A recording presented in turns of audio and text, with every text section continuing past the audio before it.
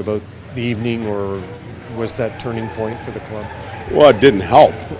We had just gained a ton of momentum and went on the power play right away and jump inside and get beat. And obviously didn't get the save, but there was some other mistakes on it. So it sucked the life out of us for a little while. I thought, yet we responded fairly well after that. And for me, again, it's the start. It's the early mistakes. It's falling behind and not being able to crawl out. Interestingly enough, I'm not overly concerned about our offense. I think we're creating plenty of chances and plenty of good looks. Certain individuals have to finish on them. It's what we're giving up, and we weren't scoring 5 against this team tonight. Not a chance. We may have been lucky enough to get 3, but so the offensive part's going to come, and it'll come in bunches. I think we're getting hungrier around the net. There's bodies everywhere now. But it's what we're giving up that's disappointing. Did you feel like the line juggling led to the kind of chances you want, even if you didn't quite have the finish you would have liked? Well, I think it gave us a little life and a little bit of energy. It sent a couple messages to individuals.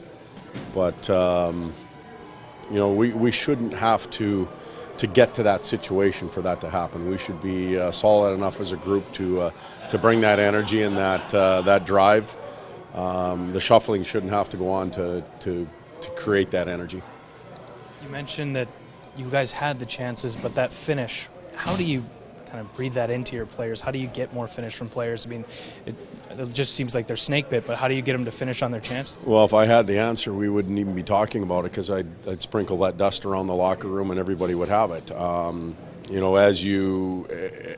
As you're denied your opportunities, your confidence dwindles a little bit, and instead of thinking about putting it in, you're holding your breath. And we've just got to bear down in those situations. It takes only one shot, and it goes by him, and now you feel pretty good as a player, and you can get going again. But as long as the opportunities and chances are created against a very good defensive team, we'll be okay that way. Again, it's the other end that's concerning right now. What do you think of the physical attention given to Connor, and what's sort of close to the line, and who knows what side it falls on when it comes to trying to corral a player like him by not only this team but many teams over the last little while?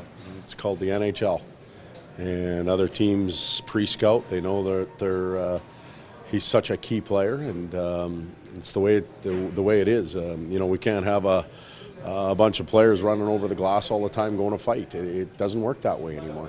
And one of our media guys says you probably get a lot of questions about the missed calls. I didn't think there were many missed calls on Connor or anybody tonight. They called a pretty fair, even game. We had some hooking, some holding. They had some hooking and holding. There's no whining and bitching about the officiating or the opponents playing Connor hard. We have a team full of guys that can play hard as well, and I don't see it that way. Maybe I'm missing something, but I don't see it that way one bit. Do you see any common factors that's led to some of these poor starts? Yeah, and they've been addressed.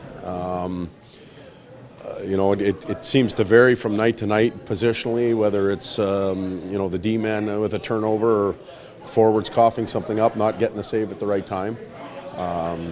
It's certainly something we're aware of and concerned with, and we're trying to fix it. Thanks, Don. Good night.